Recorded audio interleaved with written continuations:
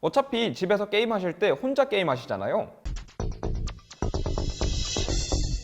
안녕하세요. 컬러 스케일의 블루입니다. 오늘은 여러분들께서 좀 더 관심이 많으실 만한 제품을 가져왔습니다. 바로 게이밍 모니터입니다. 별로 비싸지도 않아요. LG의 24GL600F 제품입니다. 지금 보시면 이 뒤쪽이랑 이 스탠드 부분에 빨간색으로 포인트가 들어간 게 딱 게이밍 모니터스럽죠. 요즘 LG 게이밍 모니터들 디자인이 다 이런 식으로 나오더라고요. 이 빨간색 포인트가 앞쪽에까지 들어갔으면 좀 과했을 수도 있는데 지금 뒤쪽 그리고 앞에서는 살짝 이 부분만 살짝 보이거든요.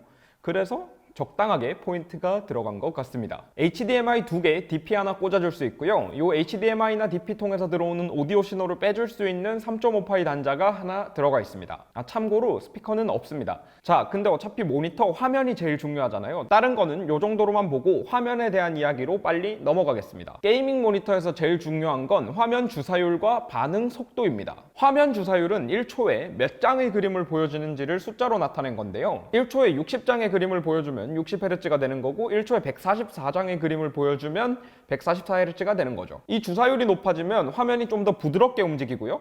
배그 같은 거 할 때 마우스 이렇게 돌리면 화면이 좀 더 빨리 따라 움직이는 느낌을 받으실 수 있습니다. 그리고 적도 좀 더 빨리 보실 수 있어요. 사실 진짜 조금이긴 한데 어쨌든 팩트긴 하니까요. 결론은 주사율이 높으면 게임할 때 좋다. 다음은 반응 속도에 대한 이야기입니다. 아시는 분들 많으시겠지만 모니터를 지금 보시는 것처럼 이렇게 쫙 확대해서 보면 지금 색깔 점들 보이시죠? 이 색깔 점들이 모여가지고 우리가 보는 화면을 만드는데요. 각각의 점들 하나하나가 1초에 60번씩 아니면 144번씩 신호를 받고 그때그때 색을 바꾸는 겁니다. 근데 신호를 삑 하고 준다고 색이 마법처럼 딱 하고 바뀌는 게 아니에요. 특히 LCD 같은 경우에는 안쪽에 있는 액정이 물리적으로 위치를 바꿔야 되기 때문에 그 시간을 무시할 수가 없습니다. 정리하면 신호를 줬을 때 픽셀이 실제로 그 색깔로 바뀌는 데까지 걸리는 시간이 반응 속도입니다. 이게 길면 화면에 잔상이 남아요. 특히 FPS처럼 빨리 화면을 휙휙 돌려야 되고 적들이 막 왔다 갔다 하는 그런 상황에서는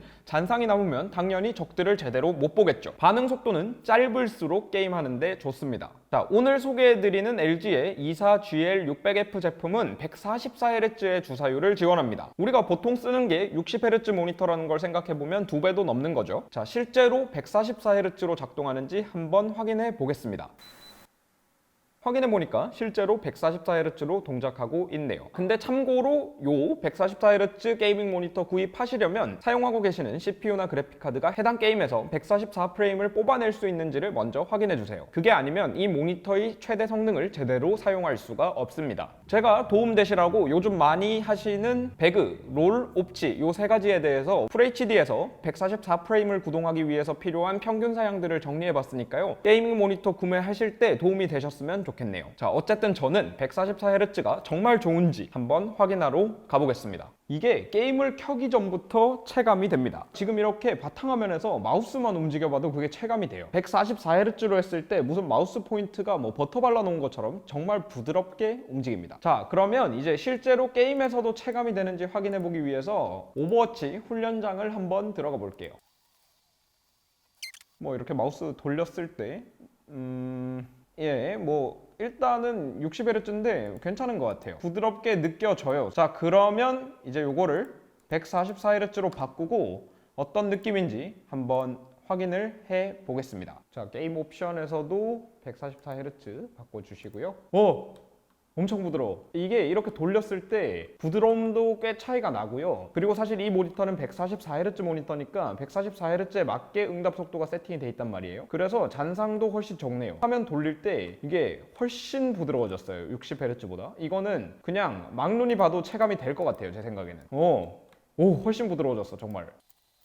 제가 이거를 딱 움직이면 굉장히 부드럽게 돌아가니까 게임 자체의 품질이 올라간 것 같은 그런 기분이 들고요. 총도 더 잘 맞나? 보통은 체감은 크게 안 나타나고 역체감이 크게 나타나는 편인데 이거는 역체감 얘기하기 전에도 체감이 꽤 심해요. 안 써보셨다면 써보시라고 권하고 싶네요. 자, 이제 응답 속도에 대해서도 알아봐야겠죠? 응답 속도를 비교하려고 제가 사무실에서 사용하는 모니터를 하나 모셔왔어요. 꽤 비싼 모니터고요. 지금 화면에 물체를 빠르게 지나가게 하면 지금 잔상 보이시죠? 이런 식으로 잔상이 남습니다. 이게 원래 이전 프레임에서 물체가 여기 있었는데 지금 프레임에선 여기 물체가 없거든요. 그러니까 이게 빨리 사라져서 배경색으로 바뀌어야 되는데 요 바뀌는 속도가 느리기 때문에 이렇게 잔상이 남는 거죠. 하나, 둘, 셋, 넷. 반면에 LG 24GL600F 모델 같은 경우에는 잔상이 적은 것을 확인할 수 있습니다. 자, 근데 여기 보시면 모니터의 응답 속도를 선택할 수 있는 옵션이 존재하는데요. 빠르게까지는 큰 부작용 없이 응답 속도가 올라가고요. 대신에 여기 매우 빠르게 패스터 옵션을 선택하게 되면 오버슛이라는 부작용이 생깁니다. 그 달리기 하실 때 생각해보면 결승선이 있다고 하면 그 결승선에 딱 하고 멈춰서는 것보다 전속력으로 결승선을 통과해서 달리는 게 기록이 더 짧게 나오죠. 근데 이 종목은 요 결승선에 정확히 멈춰야 되는 종목인 거예요. 그래서 빠르게랑 매우 빠르게 두 개를 각각 선택을 해보시고요. 요 오버슛 현상이 거슬린다고 하시면 빠르게를 사용하시고, 그게 아니라면 매우 빠르게를 사용하셔서 게임하시면 될 것 같습니다. 개인적으로 저는 그냥 빠르게로 하시는 걸 추천드릴게요. 빠르게만 해도 응답 속도가 충분히 빨라요. 사실 이 모니터가 응답 속도가 빠른 게 LG가 게이밍을 위해서 튜닝을 한 탓도 있지만 패널이 TN 패널이기 때문에 그런 것도 있습니다. 보통 이제 요즘 LCD 패널 종류를 크게 한 3가지 정도로 보는데요. IPS 패널이 있고 TN 패널이 있고 VA 패널이 있습니다. 요 각각의 패널들은 장단점을 갖고 있는데요. TN 패널은 구조가 단순해서 단가가 낮고 그 단순한 구조 때문에 반응 속도가 빠른 반면에 시야각이 떨어지고 화면을 눌렀을 때 색 변화가 심합니다. 반면에 고급 패널의 대명사 IPS 같은 경우에는요, 눌렀을 때 색 변화가 덜하고 시야각이 좋아요. 근데 대신에 응답 속도가 느리다는 단점이 있습니다. 사실 아까 전에 보여드렸던 비싼 모니터 IPS 패널을 사용한 모니터입니다. 거기다가 게이밍용으로 뭐 별도의 튜닝도 안 했으니까 아까 보셨던 것처럼 잔상이 장렬하는 거죠.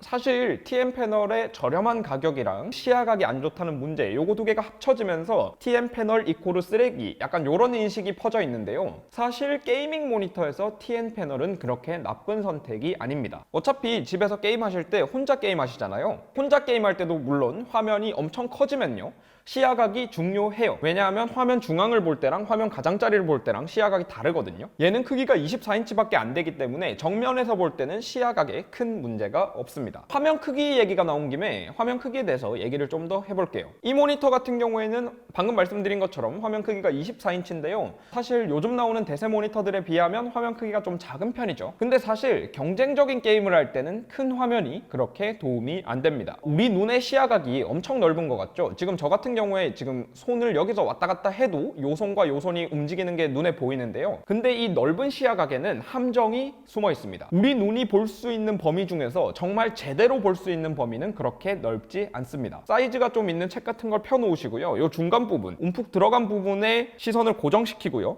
책의 내용을 한번 읽으려고 해보세요. 눈을 돌리지 마시고 내용 쪽으로 중간 쪽에 시선을 고정하시고 책의 내용을 한번 보려고 노력해보세요. 그러면 아마 전체적인 책 모양이 보일 거고요. 흰 건 종이고 검은 건 글씨다, 요거까지는 보일 텐데 책 내용을 그 상태에서 읽기는 어려우실 겁니다. 왜냐하면 우리 눈이 글자를 읽을 수 있는 시야각은 전체 시야각 중에 한 20도 정도밖에 안 돼요. 거기다가 기호나 부호 같은 거를 인식할 수 있는 시야각은 그거보단 조금 더 넓지만 한 40도 정도. 그러니까 사실 우리가 게임을 할 때 제대로 사용할 수 있는 시야각은 한 40도 정도밖에 안 된다는 얘기입니다. 일반적으로 우리가 모니터를 보는 거리가 한 50에서 60cm 정도 되는데요. 이 거리에서 40도 시야각이 커버하는 가로 길이는 39에서 44cm 정도. 24인치 모니터의 가로 길이보다도 짧습니다. 그러니까 모니터가 이거보다 더 커지면 커질수록 화면 이곳저곳으로 시선을 돌려야 정보를 얻을 수 있는 거죠. 60Hz에서 144Hz로 넘어가고 밀리세컨드 단위로 응답 속도를 따지는 판에 이 눈을 돌리는 시간 분명히 의미가 있거든요. 스타크래프트,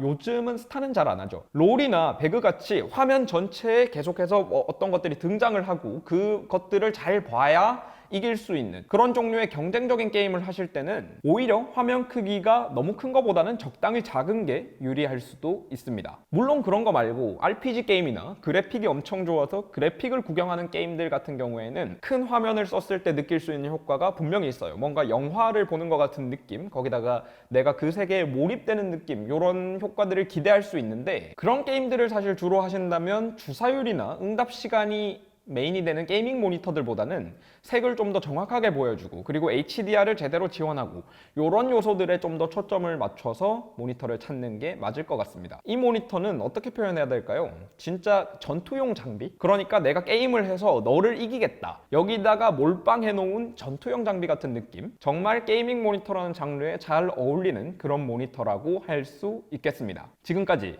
컬러 스케일이었습니다.